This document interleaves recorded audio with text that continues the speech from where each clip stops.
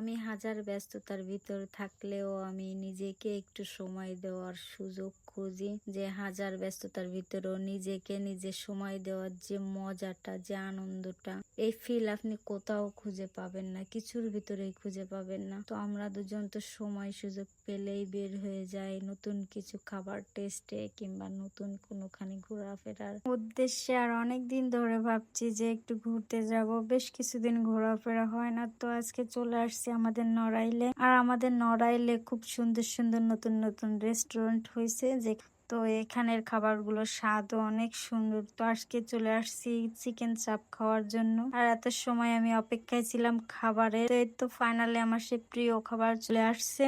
সুন্দর সুন্দর খাবারের টেস্ট নেওয়াটা বড় কথা না, আমার কাছে বড় কথা আমি আমাকে সময় দেব, ঘুরবো ফিরবো, এনজয় করব। তো আমার বেশ ভালোই লাগে ঘোরাফেরা করতে, তাই তো আমি কিছুদিন পর পর চেষ্টা করি একটু ঘোরাফেরা করার